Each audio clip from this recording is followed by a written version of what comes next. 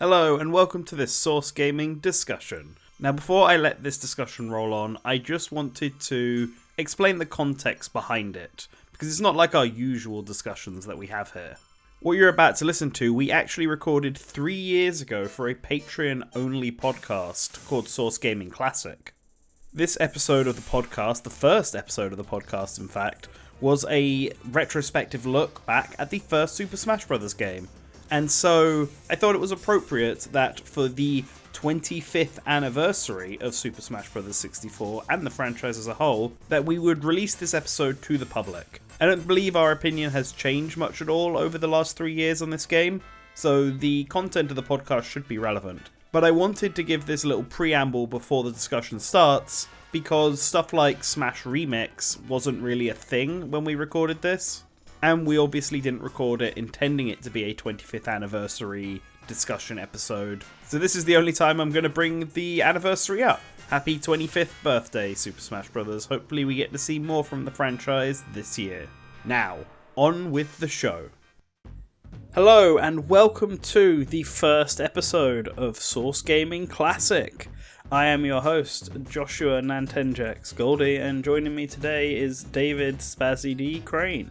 Hey guys, I hope you all enjoy this new series. I'm super excited. I wanted to get a more personal, one-on-one type of podcasting experience for you guys, so hopefully it works out. Yeah, this won't be as wild and chaotic as the Good Morning Source Gaming podcasts are. And we're not going to be focusing on news or regular, stuff going on in the industry in this. Instead, we're going to go the opposite and look at all of the games that are classics in our past. Some well-known, some not so well-known, and we're going to try and cover a whole plethora of different systems. If anything, I think it was GameCube generation or before. I think that's generation 6 of gaming. Yeah, that's the cutoff is PS2, Xbox, and GameCube. And I think for the most part we'll be going earlier than that, but we just wanted to have kind of a realistic cutoff point. Also, I feel like after that, I feel like that's when games start getting... there's so many games that just get super in-depth, like 40 to 60 hour experiences for any genre, and I'm like, let's try to keep this a little bit more manageable. Hopefully we can go over games that... even if you heard of them, maybe it's something you've been looking into a little bit, something that you'll enjoy, maybe turn you on to some of these older games. I think that I'd also like to include games that are obtainable. There's so many of these classic games are on the Nintendo Online service on the Switch or on collections. That being said, the one we're going to start with is not available on any modern hardware. Yes, and the one that we're going to start with is also one that everyone who's listening is familiar with. Yep. And that's actually why we picked it as a starting one, to ease everybody in to the idea. We're going to be talking about Super Smash Bros., the original for Nintendo 64. Super Smash Brothers! Exactly. It came out in January 1999. In Japan. I can't remember when it came out in America and Europe. I'm pretty sure it was the same year. At least for America. Europe, it could have been a year later. We got our games always so late. Released back then. 2 years ago in Europe. In Europe, yeah. Just got it. Brand new. So, yeah, we're going to talk about Super Smash Bros. We're going to talk about the development, our thoughts on it now. There's no story to go over. So, I mean, there's... I guess maybe a sort of world and premise that Sakurai has built for this game. Yeah, I mean, there's a theory on it, a game theory. Yeah, if you want. But I don't think there's much of an official story for Smash. You just kind of get into it. So Yeah, it is really interesting looking at Sakurai's original proposal for this game, because he says in the proposal, right now everyone just looks really humanoid and the same, but please ignore this because I have not yet decided on the characters or world building for this game. Instead, I have just wanted to do the gameplay. Which is the right way to approach it. I got to see that. Imagine if he had started with the world building and stuff, we probably wouldn't have had it be a Nintendo crossover game. Right. Yeah, and it's definitely the right way to do it. And like you said, it didn't, it didn't have to be a Nintendo All-Star game. That wasn't the original premise of it. The original premise was a party fighter where you knock people, you build up percentage damage, and you knock them off of the arena. Yeah. The specific thing that Sakurai called it, because he first put... So, just to set the scene, Kirby Superstar comes out in 1996, and Sakurai immediately gets to work on 2 different projects, an action-adventure game and a fighting game. He was inspired after playing King of Fighters 96 in arcade cabinet in the arcades that year, that he wanted to make a fighting game, a simpler fighting game, one that didn't have quite the skill ceiling that games like Street Fighter and King of Fighters had. After being inspired by the time he bodied a couple in an arcade, severely beat them at King of Fighters and felt bad about it afterwards. And that couple probably doesn't realize how important they were to really the history of video games as we know it. Yeah, if they weren't playing on that arcade at that time, and if he hadn't let his girlfriend play, then we wouldn't be talking about this. Yeah, I mean, sometimes it's hard to really realize with, how bad especially last year was, but we're living in a blessed timeline because that event happened and we have Super Smash Brothers. Yes. So the original plan for Smash Brothers was literally just called 4-player simultaneous face-off no damage battle royale fight. Which I think would have been a catchier title. Yeah, it just rolls off the tongue nicely. It's like a light novel title. It just literally describes what this game is. And he just put it together. Him and Iwata both worked on the game. I think they did it in their free time while working on other projects at HAL. Just to put a sort of skeleton game together so that he could then present it to Nintendo, which he did about half a year later, both that and the action-adventure game. And we don't know what the action-adventure game is. I'm assuming the fighting game obviously won out and they only wanted to work at one at a time. But by that point it was known as Rio the Fighting Game, named after the town of Rio where HAL Laboratories was based at the time. I think it might still be based there now. Yeah, I hear a lot of people say, "Oh, Dragon King the Fighter," like that was a descriptive title, but it was just the town. Yeah, Rio just means Dragon King.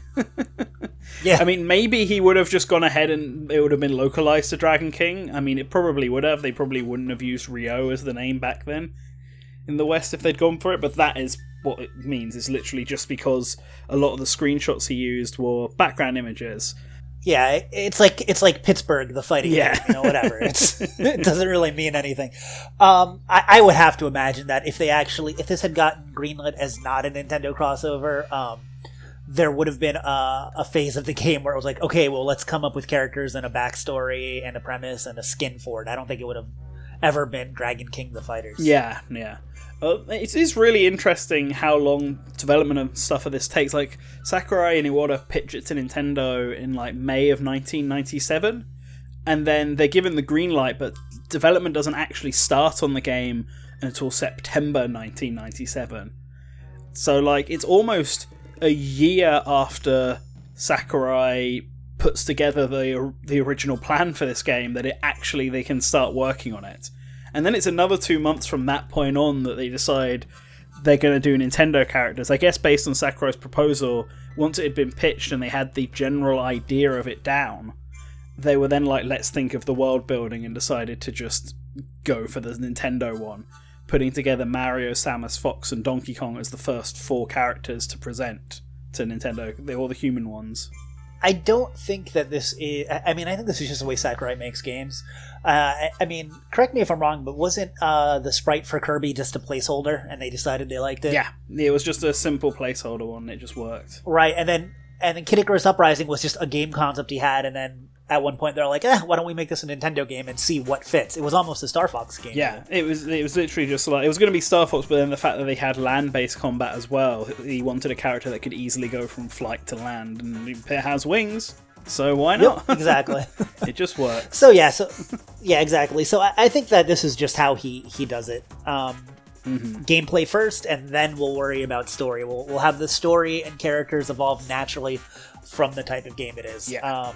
Although I don't know if this was so much natural as the concept of an all-star fighter. But fighting games, it's I mean, Sakurai even said it's a shortcut. I can't remember exactly where it is. We've people on Source Gaming, not myself. I'm not a translator. I've translated so much over the years. But yeah, I mean, it was stated that this was kind of a shortcut because you have to have so many interesting characters in a fighting game that people are drawn to. And this was a shortcut to that. Well, you already know these characters. I don't have to create all these interesting characters. Yeah, designing characters and designing a world is always really difficult in a fighting game. I've just pulled up that original plan Sakurai sent to Nintendo here. And it says on it, what is that character design for a fighting game with multiple protagonists is extremely difficult. I decided that it wouldn't be too late to start designing characters after a lot of other parameters have been confirmed. So, and I get it, because when you've got like multiple protagonists, multiple playable characters, they've all got to be different, but also interesting, and you want everyone to have like a favourite and gravitate towards someone. You have to appeal to people, and using pre-existing characters already helps for that because you've got all these pre-existing fan bases. So you've got people who would see it and be like, oh yeah, I love Star Fox, and this has Fox in it. Or people will be like, I love Pokemon, and here's Pikachu and Jigglypuff.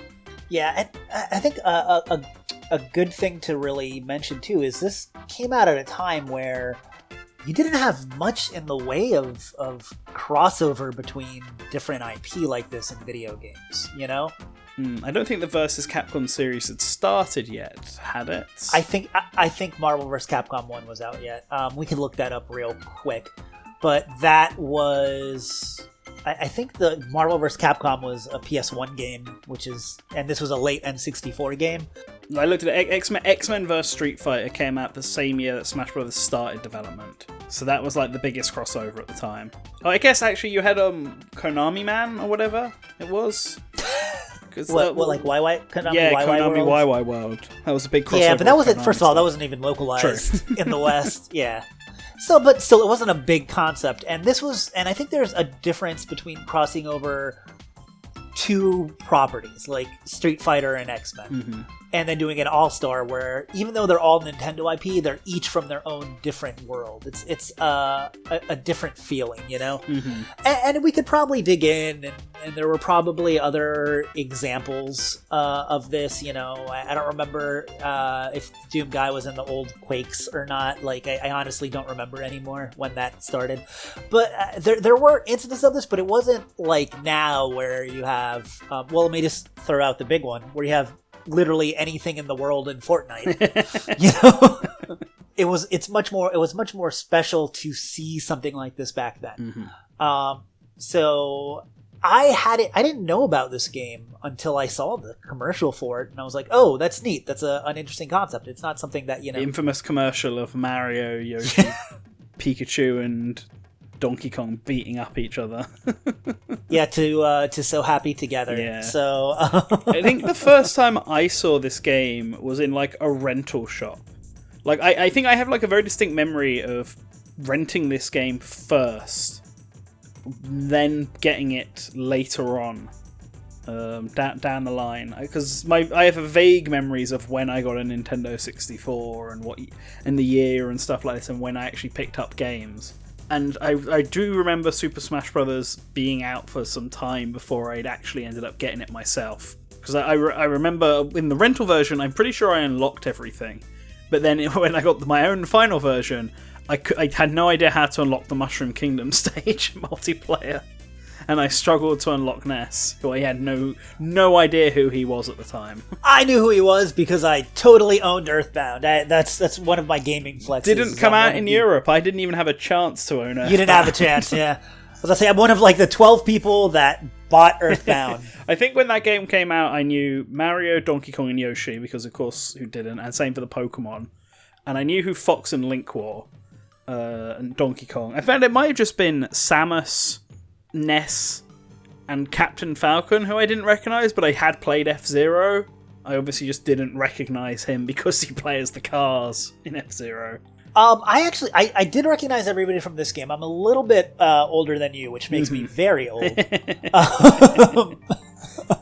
But first of all, Metroid has always been one of my favorite series, and Super Metroid, like, the Super Nintendo was such a monumental gaming machine to me. Like, that so many of my, I grew up with, the NES was my first console, but the Super Nintendo, I think, is where I kind of came into my own as a gamer and really developed my tastes, Yeah.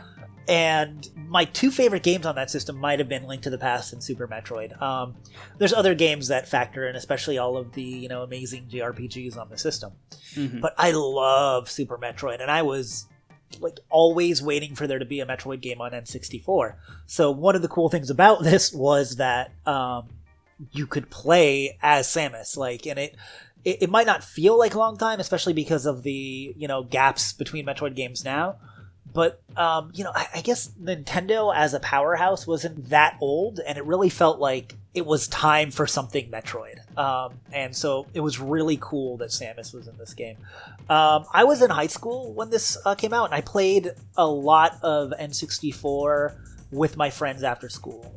We played a lot of the WWF games, WCW No Mercy and the WWF 2K2000. No, it's WCW Revenge, whatever. All those wrestling games. Gauntlet, GoldenEye, Perfect Dark, the multiplayer of Star Fox. So that's what the N64 was to me. It was a party machine, It had some great single player games, but I felt like my PlayStation was more for that, and then my N64 was let's go hang out and play some games.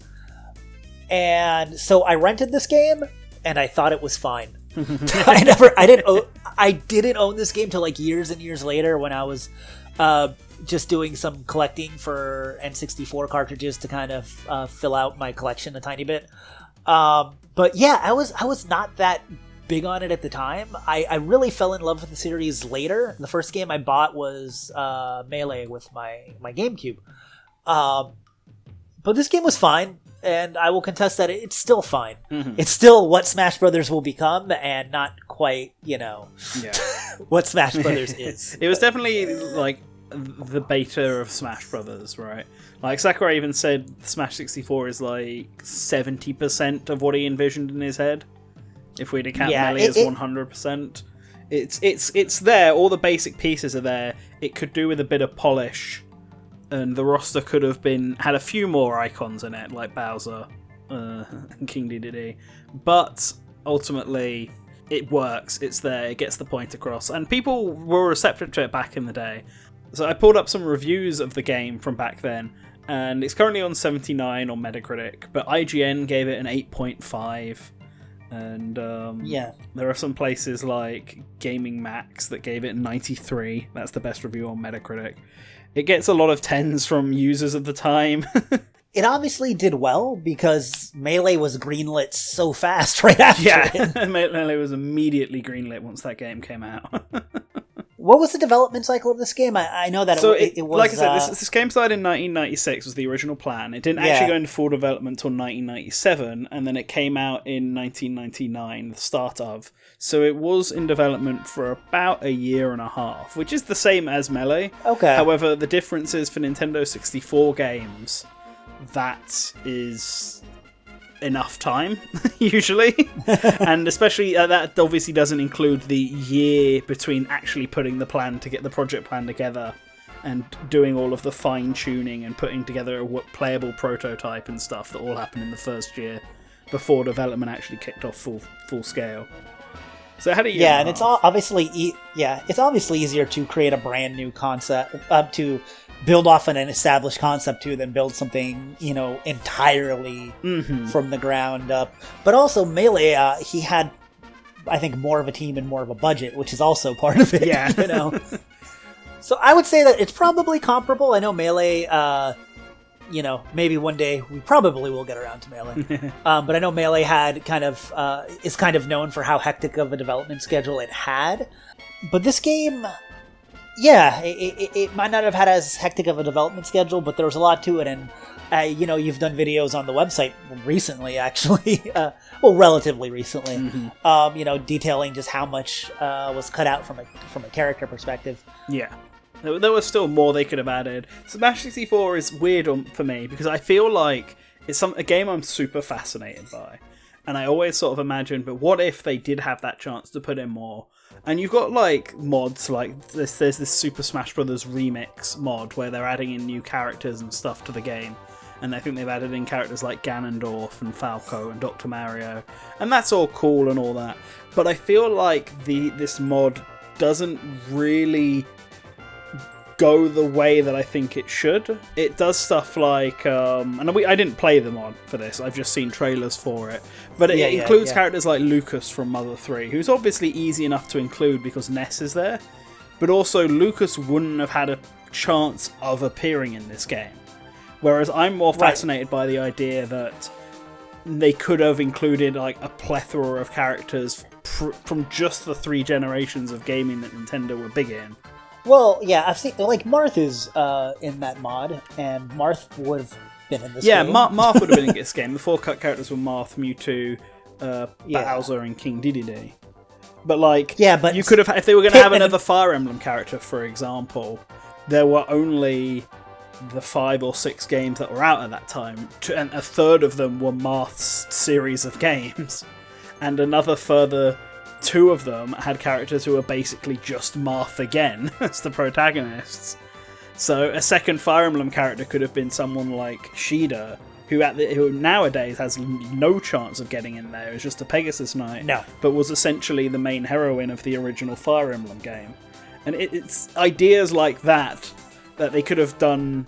That if they said more time and had more characters, then there could have been some really interesting stuff, and that fascinates me. Which is probably the biggest praise I can give to this game. I do kind of like the art style. It's doing what it can. It doesn't really... Its cohesion for the art style simply comes from the fact that it's a Nintendo 64 game, so they all have to be polygonal, and this is all they can really do style-wise with it. Yeah, but it's like I feel like there's a certain type of polygon art that has...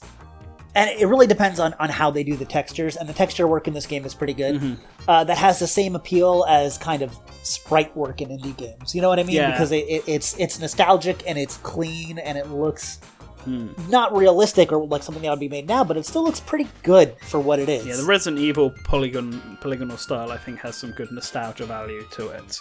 Yeah, it's kind of stylized and stuff, and it's set a tone for how games like that would look and how people expect them to look.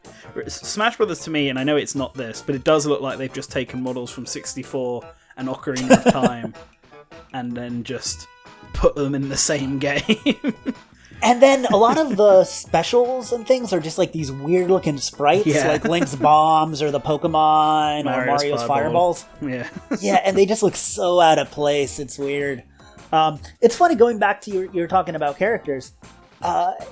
So many characters that came way later in the series, because they wouldn't fit in Brawl, would have fit more, or Melee even, would have probably gotten in on 64 if like 64 had like a 25 character roster, like a character like Duck Hunt or Little Mac or Pit. Yeah, because those weren't that far back at that time. Yeah, especially Little Mac. Yeah. Little Mac had a game like on the prior system. You know, that was still. And it's interesting to think that if they were in here, they would have been really different characters than what we ended up with. Yeah, they totally would have. I always wonder if rare characters would have made it on. Like, could Banjo and Kazooie have made it? Probably. Into the thing. Because the development's people always put Ganondorf whenever they do mods and stuff in this game. But realistically, Ocarina of Time didn't come out until less than half a year before this game. Right. So if anything, they would have probably gone with Ganon. Then again, he wanted the Zelda characters to match the recent game, which is why Link wasn't one of the first characters chosen. Because Sakurai wasn't sure how Link was going to look, and so had to wait for that. Yeah. So he might have even been like the last of the original 8 that they started working on. Yeah, that's why he has the boomerang. Mm-hmm. We can get into, I think, some of the mechanics and change things and all that stuff, but you kind of hinted at it. What is your overall feelings going back and playing this game, and then I'll give you mine. Yeah, so this game is dated. Yes. I've had problems with this game before. That was kind of you. I don't like the pressing up to jump in any of the Smash games. I always turn it off. And in this game, it's almost like the required way to play. I think you can jump with the C buttons, you can. So if you're using, especially if you're using another controller input, especially, and even if you're using original hardware, because they released more traditional N64 controllers that are more like modern controllers, it feels better to jump that way. Yeah, it does. But it's just slightly odd with the traditional NES N64 controller. And yeah, I'd never like pressing up to jump. And the attacks in this just feel a bit stilted and stuff. You've still got regular attacks and smash attacks, but every character only has 3 specials, and it's just somewhat weird, floaty. It's not floaty. Here's how I feel about it. It has the same kind of heaviness actually that Melee has, but without the speed or fluidity. So it just feels like clunky and it doesn't flow. You know, it's not a very fluid feeling game compared to literally every other Smash game. It feels to me, and I know some people will get really mad at us for saying this, but this is just my feeling after playing it. It feels to me just kind of like a clunkier Melee, and the whole reason Melee is good is because it has these movement options and it has this fluidity. So when you take that and you make it clunky, it feels bad. yeah, no, I agree. It's gameplay wise, it's just a bit not there. Yeah. And that's part of it being like 70% of what was envisioned and doing what they could with the first one. This all gets sort of ironed out in the sequels. I do think presentation wise though, I like it. Oh yeah, ace. We talked about the story, the quote-unquote story, where these characters are basically just dolls, and it's like children playing with dolls. The characters get pulled out of a box.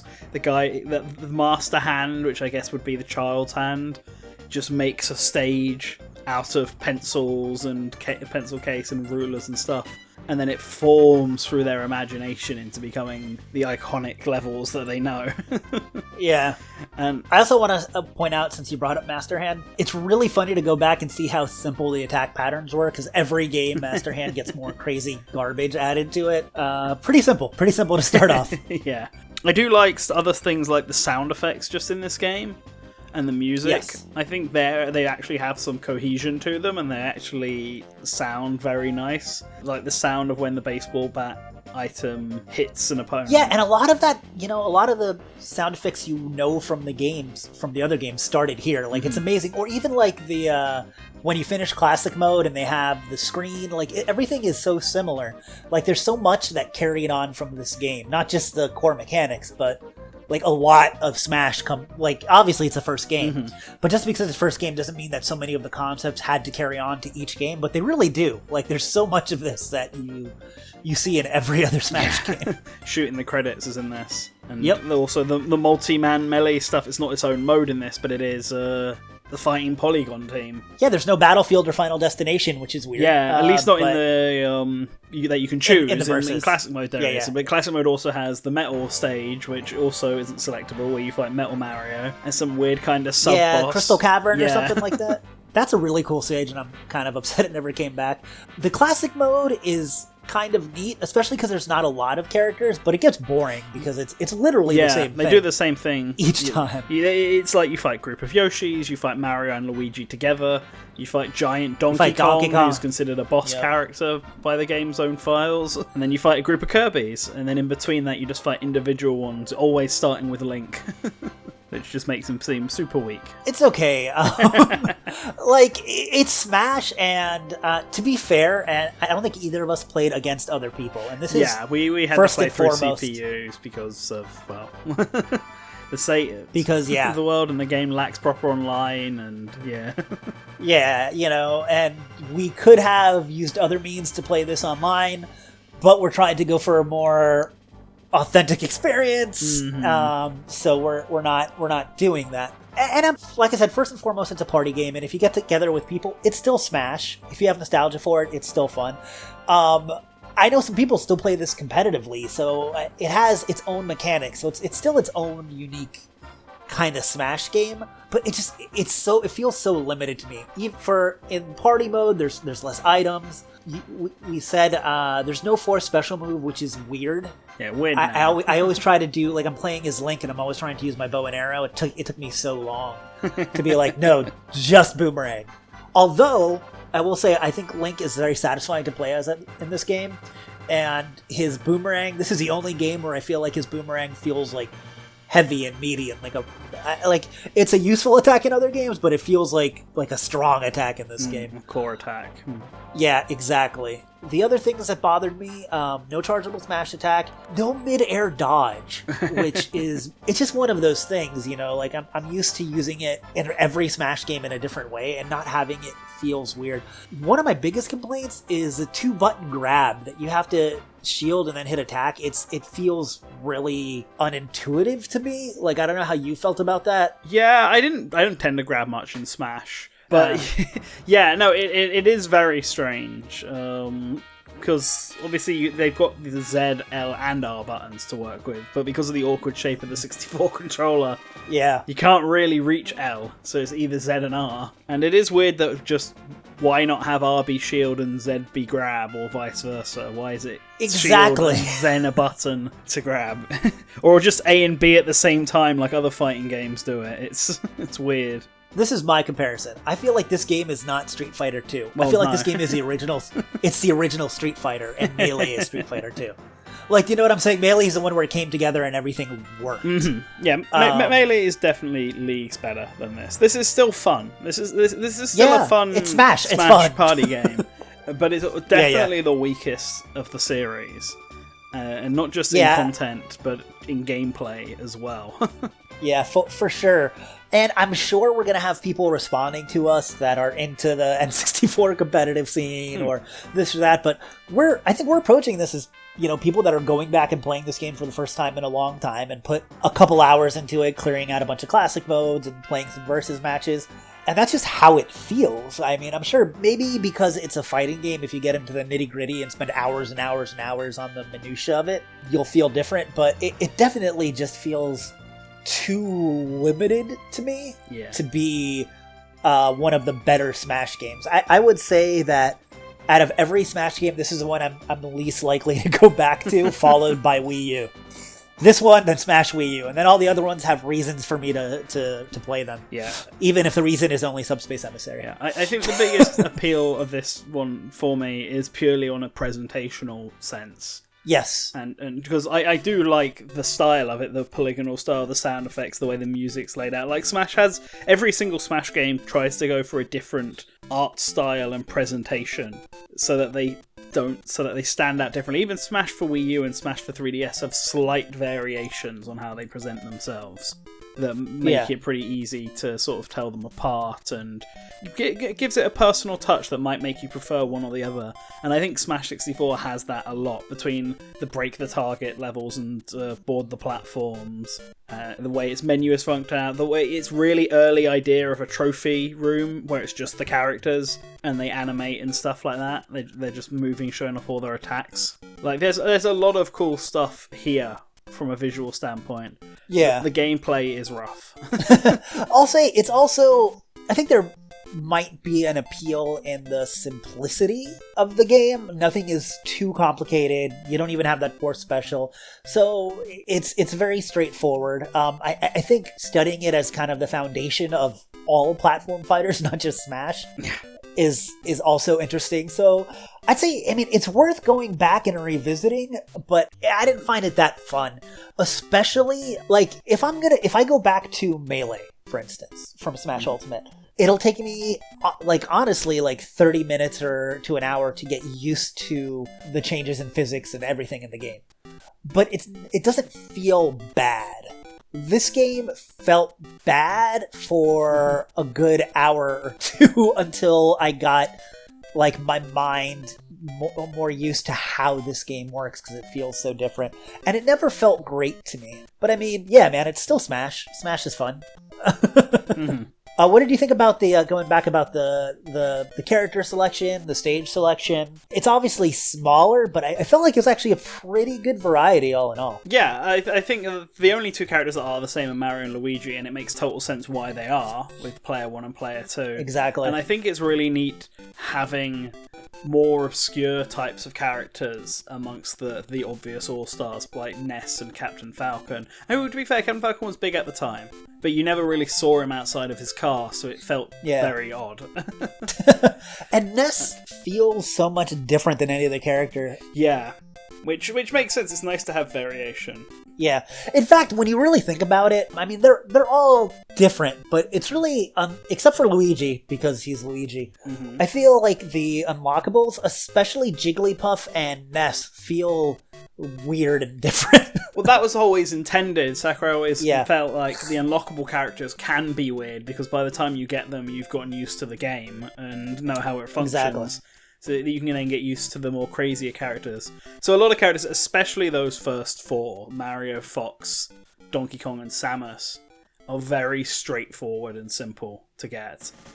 Link becomes slightly more complicated. Yoshi's got a weird up B. It's not a recovery, he just throws that egg. Yeah. Kirby's pretty simple, but the copy mechanic means that you always have to try and remember what you've got as your ability. And then Pikachu is fine. Pikachu is just fast. Yeah.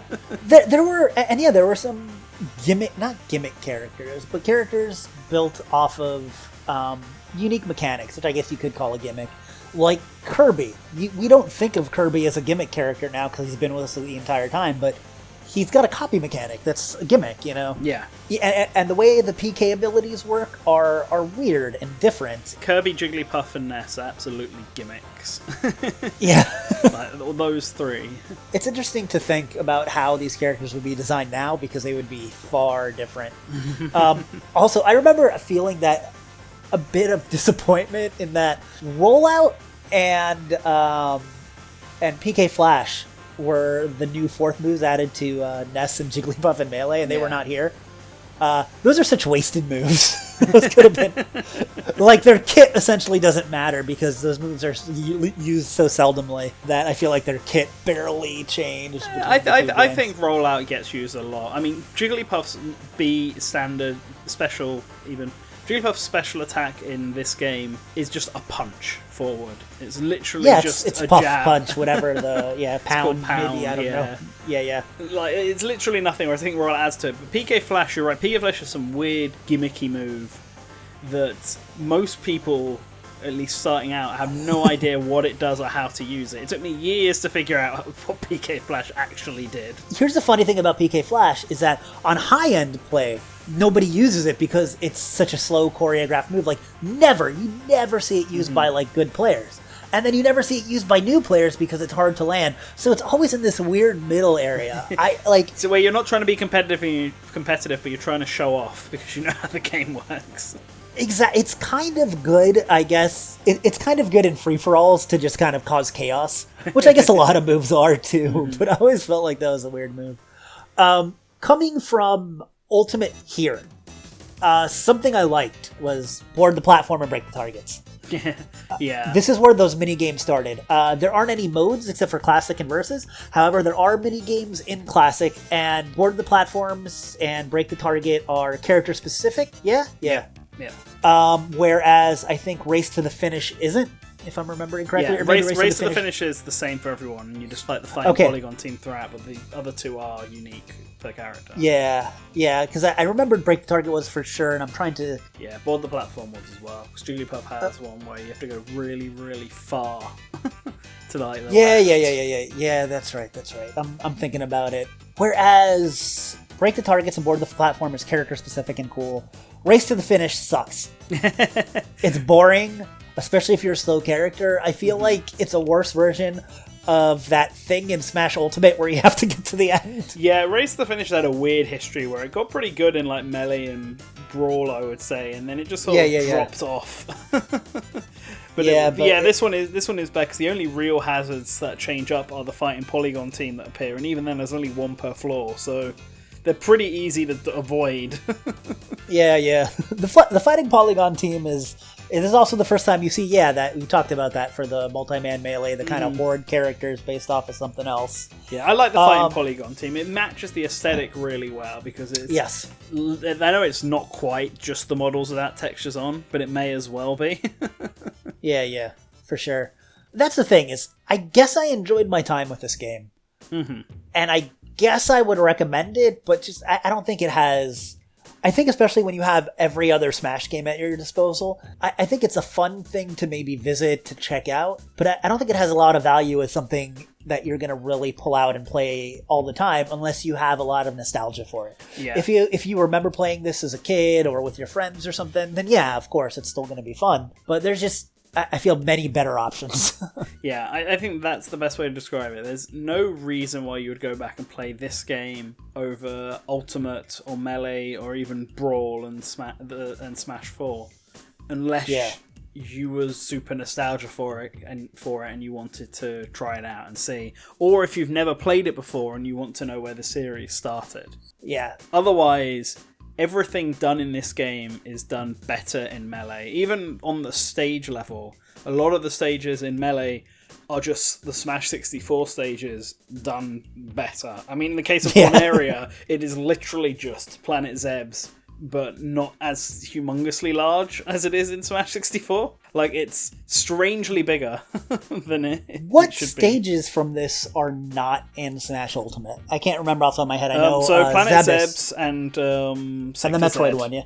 Yeah. Yes, so the Metroid one and the Star Fox one. And the Star Fox one is literally just the Great Fox again, but it's strangely bigger. And then the Metroid one actually has a unique layout, but it's the same gimmick as Brinstar and Norfair when the lava rises up and down. I kind of wish they had kept Planet Zeb's because of its unique layout. It's like bigger than those two stages, so there's more room to fight on it. And there aren't any breakable areas or anything, so it's kind of simpler too. Yeah, the reason they didn't bring it back is presumably because they already had two stages with lava rising, so they didn't see the need for a third one. Just like how they didn't bring back Mushroom Kingdom Melee because they brought back Mushroom Kingdom 64. And that's both another level based on Super Mario Brothers with a pitfall in the middle. Yeah. But I feel like the layout at the very least for Planet Zeb's is different enough. But yeah, like these stages that you got Yoshi's Island 64, and that's basically the same as Yoshi's Story in Melee. You've got Hyrule Castle in this one, which isn't quite the same as Temple, but also the same because it's a big Zelda building that you're fighting on top of. Peach's Castle in 64 is based in the skies above Peach's Castle, so there's a very different layout, but it's still meant to be Peach's Castle. So like you can clearly see and Green Greens is the same as Green Greens in Melee, so with the two extra platforms on the side. Yeah, I think Planet Zebes too, one of the things I liked about it is that there's a map that looks like the Super Metroid map, like just on there for no reason, where you can see like tunnels and stuff. Like there's just like a map posted there, which I thought was neat. And I like how Metroid stages, except for Frigate Orphan, always have lava or acid. I guess the Brinstar one with Kraid doesn't either. Yeah. But every other one I think has either acid or lava rising or on the sides or whatever. Yeah, it's weird Metroid. Oh, and the one from Wii U. Wait, did that one have lava? I think I think it did have lava, but the lava never reached above the stage because the focus was more on Ridley. Yeah, I think it may have showered down on you. Pyrosphere, that was that one. Pyrosphere. Yeah. But yeah, this was also the beginning of every Donkey Kong stage being a jungle and every Metroid game being some sort of lava or acid thing. Yeah. The only stage that's completely different was Pokemon, which had you fighting on top of buildings in this one, which then got adopted by Earthbound for the 4-side level in Melee. Yes. And instead they just went Pokemon Stadium. Right, because none of the hidden characters had stages. Mm-hmm. But really that just means Captain Falcon and Ness, because the other two were from existing franchises. And Mario had 2 stages already, so you could argue that Luigi had his own stage as well. So so maybe Jigglypuff as well. Yeah. Also worth pointing out is Kirby feels pretty good in this game. This is probably the game where Kirby was the best from a competitive standpoint. Yeah, I think I looked this up. I think the most competitive characters in this game were Kirby and Pikachu, with Captain Falcon being next up. And I want to say Link was at the bottom, but I'm not 100% sure on that. I know that Kirby and Pikachu are definitely at the top, though. Man, Link's multi-jab looks so boring and slow in this. It's so funny. I don't know. Like I said, at the end of the day, it's Smash. If you like Smash, you'll like it, I guess. Yeah, I think that's a fair enough conclusion. So I don't really have anything else to say about the game if you don't. So no, we could start wrapping this up. Yeah, well, here, this will be fun. If you could add if you could add 2 characters to this game, okay? Mm-hmm. But from games that would have made sense at the time. So it had to be a game that was out and owned by Nintendo, and for the other one, we say a third party that would have made sense at the time as well. So one third party, one first party. And let's not do the ones that we know were planned. So let's get a little wild. Yeah. I mean, for me, on the first party front, I would go for Murasame, Castle, and Takamaru, just because that's the character I want now in Smash. And back then it would have been much more likely to get in. I feel like Pit would have probably got in first, but the possibility is still open for him back then. So I'm going to go with him for the first party one. And then on the third party front, I guess Sonic would have been cool, but Sonic would have probably been pretty unlikely because Sega and Nintendo were still big rivals at the time. So yeah, I think you're looking at Konami, Hudson, Capcom, Square, maybe Square. I don't know. Yeah, sure, Square. Because Square was with PlayStation at the time. But so I kind of want to say Ryu, to be honest, like an actual fighting game character. That would be interesting. To fit into that. I mean, obviously Mario is sort of vaguely based on fighting games. I'm going to go Terry instead because of King of Fighters 96 being the big inspiration. I'm going to say Terry and Takamaru would be my 2 characters. Well, I'm going to go with Pit. I think seeing Pit would have been interesting with the limitations at the time. It would have been cartoony Pit. Yeah, because it also would have been classic Pit. It would have been interesting. And then for third party, I want to say, I'm going to cheat and go 2. I'm going to say either Simon Belmont. Go on, you got to cheat. I didn't cheat. Fine. No cheating. I'm just going to go Bomberman.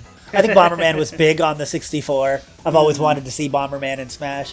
But the problem with that, too, is I'm using hindsight, the fact that I know Simon's already in, to say I want to see Bomberman then. You know what I mean? Yeah. Bomberman, I did think about Bomberman. You're right. Bomberman was pretty big on the 64, and Hudson had a good several games with Hudson Nintendo. Was developing Mario Party at the time. Yeah. So Bomberman would have been a very good choice.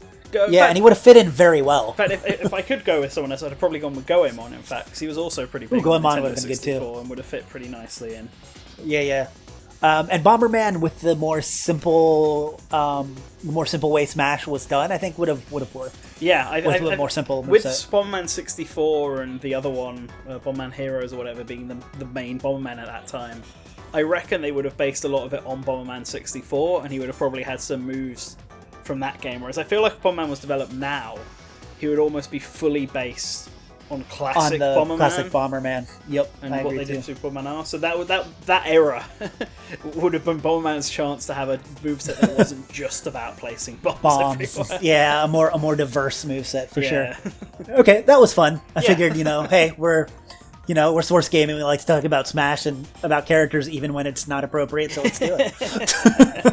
Well, if you're listening to this, I don't know wherever you're listening to this, if there is a comment section or not, because we're going to have this up on multiple different platforms. Let us know what characters and stuff you wanted to see in Super Smash Bros. 64, and what your thoughts are on Super Smash Bros. 64. Do you agree with us? Do you actually like it and think it's one of the better games in the series? Is that nostalgia talking? I mean, I think it is, but are we completely wrong? I mean, we could be wrong. I don't know. This is just it's awesome. Yeah, this is literally just us playing an old game and telling you about the game and what we think about the game, and we've done that. So. Yeah, and let us know what you think about the idea for this series. So I think this episode and episode 2 are both coming out at the same time. So you'll have 2 different types of games to compare and see what we talk about and all that. The other game is definitely longer than this one. Yes. So listen out for that. And then, we'll be playing some classics that I'm sure you're all familiar with, and hopefully some that you aren't, but you're interested in. I know I'm going to use this series as an excuse to play a bunch of old games that I've never played before. Yeah, there's some games I want to replay. And some of them I'm like, hey, Jax, this game's on the Switch Online, and I haven't played it in 10, 20 years. You wanna play it? It'll be fun. So let us know what you think. Yeah, and let us know if there's any games from that genre, like literally anything from that area, yeah. You know, I don't think we're going to play too many Atari 2600 games because I don't know how long we can talk about a frog jumping from one lily pad to another and eating flies, although we could. We could. Episodes don't have to have a set length. You want a 10-minute dissection of Frogger? Go for it. Well, that's not Frogger. That's the one I'm thinking of is Frogbog because that's the Intellivision version. Never heard of it has a Frogbog. it's the greatest. But it's the same game on Atari, but it has a different name. I can't remember. Anyways, tell us what games you want and stuff. All right. As always, special thanks to our patrons. You guys get these episodes early. There'll probably be a link to the patrons somewhere. So if you're interested in becoming it and getting these episodes as we do them, as opposed to in the set release order that we're going to be doing it for the public, go there. And if you suggest stuff there, we'll be more likely to listen. Oh, the name of the game is Frogs and Flies. Frogs and Flies on the Atari 2600. There we go. Good way to end it. All right, thanks guys, and always remember to return to the source. Later, guys.